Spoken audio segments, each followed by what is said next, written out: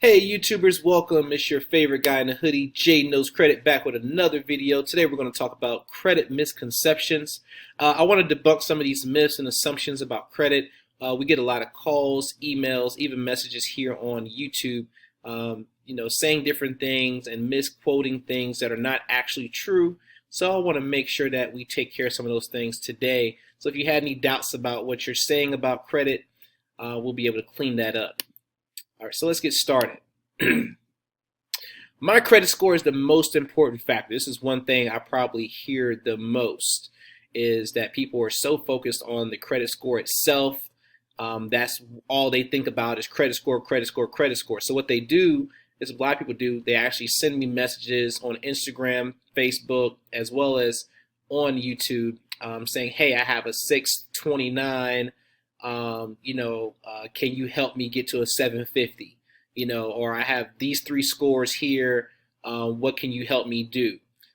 So your score itself is not going to let me know what I can do for you or how fast I can do it. I got to look at the whole entire credit picture. But when you're looking at your scores, just because you have a low score does not mean that you have anything particularly wrong with your credit in a very negative way. So don't get your head so wrapped up into just a score, because it'll mess you up. What you want to focus on is your credit history. That's your most important factor. Credit history, credit history, credit history. Building it up if you don't already have some. And if you do know anyone, you can add some authorized users to your account to help you get more credit history at the right time. But focus on credit history, making it perfect, being on time payments, being on time with your payments, and making sure that everything is organized properly. All right. Next thing I want to cover is having what people say is a poor credit score. Let's say you have a 428, like in this example. All right. So everybody equates a low score automatically means that you have bad credit. And you may not have any credit, so having no credit is actually worse than having bad credit. And a lot of people do have scores that are shown, and there are some people who don't even have a score at all. So it might show 0 or it might show a 3. I've seen a 3 before. I know people say, oh, well, Jay, your score can't be a 3 because your credit score is between this range and this range. No, you can have 0 score and you can have a 3 as a score as well, because you don't have anything showing. But having a low score, I'll give you an example. So my score went down to a 611.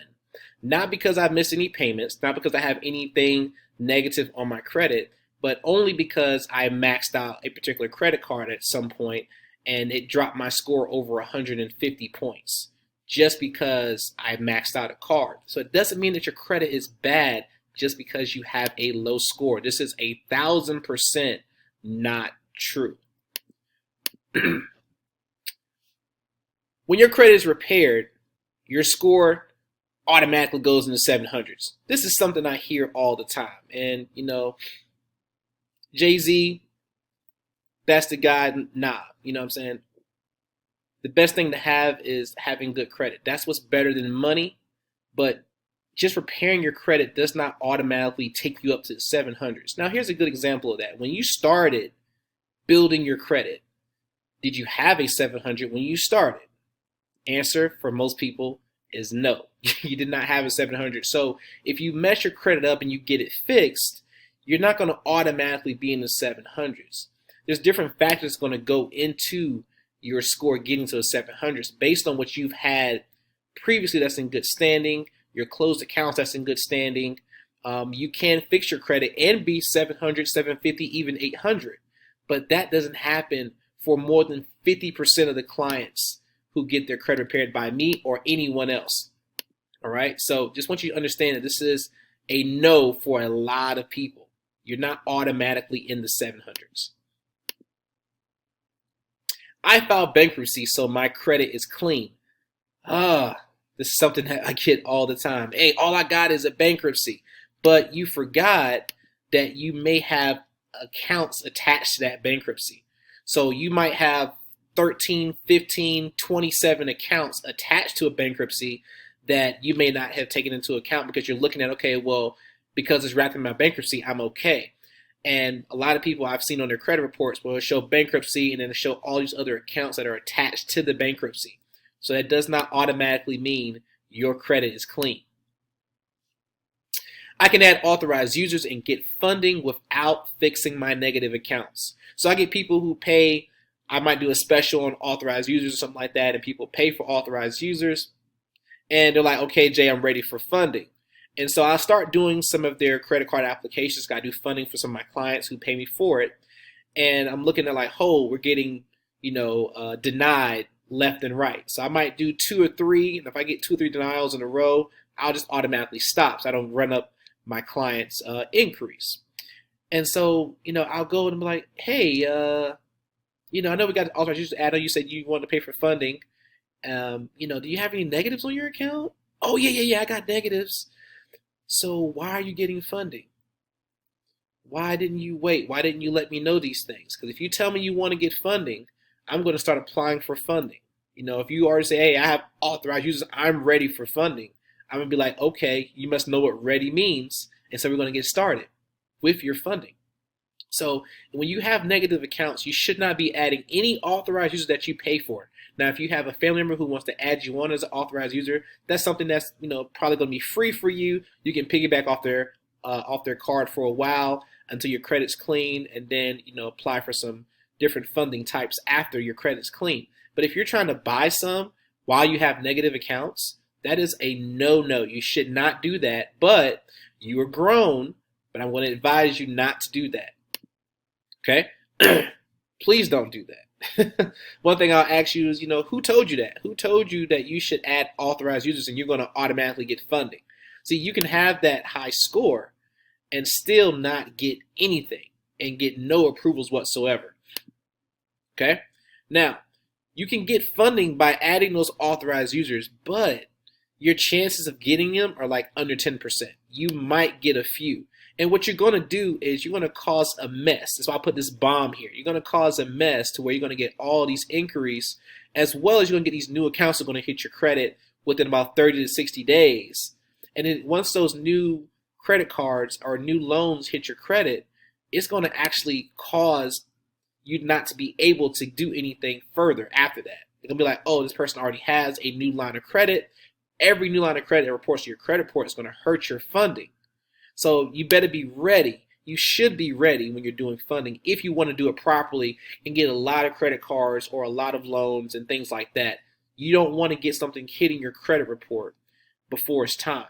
So that's why I do everything all at the same time or within a couple days between when I'm doing my funding. Okay. Multiple credit card payments are hard to keep up with. I get a lot of people saying, well, Jay, how do you have all these credit cards? How do you keep them all paid up? And one thing that me and my wife do is that we put everything in our calendar. If you got an iPhone, you should be familiar with this screen right here. We put everything in our calendar. So we put a reminder there. We might do it where it says, okay, right here it says September 3rd. So we put in there, Capital One Quicksilver. Then we put in the, under the location, we put the amount of how much the bill is due. And then we can also set a reminder 2 days before. So on the 1st, it'll remind us, hey, you got to make the payment by the 3rd on that credit card. And then we'll also have it reoccurring every month. So every month it'll give us, it'll show, it on our calendar. Now, the way we know that we paid it is we'll put parentheses in front of the name Capital One Quicksilver. We'll put parentheses paid in front of it. So that way, if I put paid there, my wife will get it on her phone. She knows it's paid. If she pays it, I'll get an alert saying that it's paid right there on my phone under the alerts. And if it's not paid, I can look at it and say, hey, babe, did you pay off this credit card? And she can ask me the same exact thing. So use your calendar in your phone. You have the tools. Don't be lazy and miss a credit card payment. Put everything in your calendar if that helps you. All right. So multiple credit cards. Having multiple credit cards to some people is bad. People say a lot of credit cards are bad because if you don't need it, then why should you have more? Why do you have so many? You don't use that much money. Why have it? And one big reason why you want to have it is for opportunities. Opportunities come along all the time. So you might say, oh, I don't want to get a 5K credit card. Just give me 1,000. That's all I need. Well, then what happens if something comes along that you didn't plan for, or an opportunity presents itself and you could have taken advantage of that opportunity, but you didn't have the money to do so? Okay. Also, if you have more credit cards, you can use more to invest and not have a high utilization on those cards. So it's not even affecting your credit as much when you do so. So you basically can have, a no interest credit card that you've invested in, and you've now put that to work for you, and it's not hurting your overall, credit algorithm when it comes to utilization. So beautiful thing to have that. All right. A 700 score means I can get what I want. Bobby Bass score, my alter ego there. This is something that is really not true. A 700 score doesn't mean anything. You can have 700s all day and still get denied for an AT&T cell phone. It's not what that means. Boosting your score will not solve your credit problem. People hit me up all the time as well about, hey, I need a boost. Can you help me boost my score? That's like the main word, boost, boost, boost. And boosting your score does not give you credit power. That's not what it does alone. You can boost your score all day, but now we got to figure out why your score is low and attack those problems, not just, we're just going to just boost it. Okay? No derogatory marks. All right, this does not mean that you don't have any negative items on your credit. So there are people who hit us up as well here at J Knows Credit saying, hey, I don't have any derogatory marks. The problem with that is you have closed accounts, or you possibly could have closed accounts that have negative marks on them. You're thinking because they're closed that it doesn't hurt you. If they're closed and it has been more than 2 years that they've been closed, even if it shows zero balance, if you had a late payment or 5 late payments or anything on that account that showed negative, if it went to, if it has any type of mark on it that showed that it was dissatisfactory, it needs to be removed from your credit altogether. So it's not just about a particular derogatory mark that you might see. It's your whole entire credit profile. And that's the reason why we do consultations. Because it's nothing worse than have somebody call and or pay for 2 negative items, and they have 17 negative items, and they're wondering why their credit's not fixed. And I'm going to go by what you tell me to go by, and that has actually bit me in the butt in the past. So we don't go by what you say, not because we don't trust you, but because we need to look at your entire profile just to be sure 100% that we are taking care of you when it comes to cleaning your credit. All right, so credit card utilization. This is something you're going to see a lot on a lot of different websites and everything. You see this has 30%. Monthly credit card debt is $4,500. $15,000 total is available for your credit card utilization right there. You're seeing shows 30%. But people think that just means like I'm good. That's all that means. I'm good. I'm straight. And that is okay. You can be good, but if you want to be excellent, you need to have your balances under 10%. Under 10% is the magic area. That's where you want to stay at. If you stay in that zone, you will have excellent credit in the credit algorithm at all times. All right? So before you go out and try to get a loan, try to get a new credit card, make sure it's under 10%. Here's one thing that I get all the time. Credit Karma is not your true score. It's not your true score. A lot of people tell me I need to see my true scores and going by those Credit Karmas. Numbers aren't correct, or when I post results, people are like, well, what's the FICO scores look like? Because those credit card scores are not true. They're not accurate. So I want to help some of y'all today who may not know. All right. It is your true score. It is the true score. It is a true score. I know you're saying, well, no, it's not. It's not. FICO is your true score. It is true because the Vantage Score model is what Credit Karma goes by, Vantage Score 3.0. Who owns Vantage Score 3.0? TransUnion, Equifax, and Experian own that as a joint company. They all share the ownership of this company that makes that algorithm for the Advantage Score 3.0. Soon in the next 2 years, you'll be able to buy a house with that score. But is it the only score to go by? No. You can go by different scores based on what you are trying to accomplish. Whatever you're trying to get funding for is going to determine what scores you're going to go by. But here's the problem with that. When it comes to buying a home, for an example, they're going to pull different FICO scores anyway. Fair Isaac, V2s, FICO 3s, FICO 2s, like that. So if you're looking at an Experian.com or Identity IQ or anywhere that actually shows a FICO score, it's not going to be the same one that they're going to pull. It's going to be off by 10, 20, 30 points, just like your Advantage scores and your FICO scores are going to be off 10, 20, 30 points, stuff like that. So to really answer your question, there is no true score at all. There is no true score. It is true for what it is. So if you're looking at the score, it is the correct score. All right. Why did my credit score drop? Some people, didn't miss a payment. You didn't do anything wrong, but your score went down 3 points, 7 points, 15 points, and you have no idea why. All right.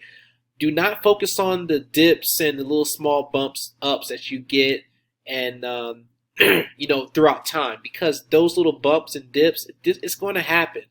You're not going to do anything, and it's just going to either go up or go down in very small amounts. Now, if it drops dramatically, then we need to look at more detail about why it dropped, because there is a reason why it dropped, if it dropped a big amount. But just 10, 15 points, 9 points, stuff like that, don't get caught up in that. Just continue doing what you're doing with your credit and making sure you're paying everything on time and you're doing everything properly to make sure that you're getting, credit limit increases and things like that to help boost it up at some point. But don't focus so much on those little small drops, okay? It'll drive you crazy, I promise you. All right, and if you want to follow me on Instagram, my Instagram is jknowscredit, at jknowscredit. No underscores, no spaces, no dots, no special characters, just jknowscredit. JAYKNOWSCREDIT. All right. Now, you can also call me 1-8333-JKNOWS, 1-8333-556697. If you have any questions, or if you want to, schedule a consultation with us to do any types of services. And we do have a new service coming, and you'll see a new video on that. And if you want to get the skinny to break down, get a heads up on that new service, you can contact us. And if you need any type of primary trade lines or anything like that, I do have videos on primary trade lines that will help you build up your credit. All right. And below this video, I'm going to put some links here to go to some of those primary trade lines, as well as if you don't already have a credit monitoring service, the one that I think is very good and easy to read, that'll be in the description as well. And also this phone number, my email, you'll see all that here also in the description. And I want to thank you all for following. Thank you all for subscribing. Thank you all for hitting the notification bell for my newest content. And we're going to grow. We're going to grow. You're going to see some more videos like this. And I look forward to all of y'all's comments. All right. Thank you so much. This is your boy Jay Knows Credit, signing out.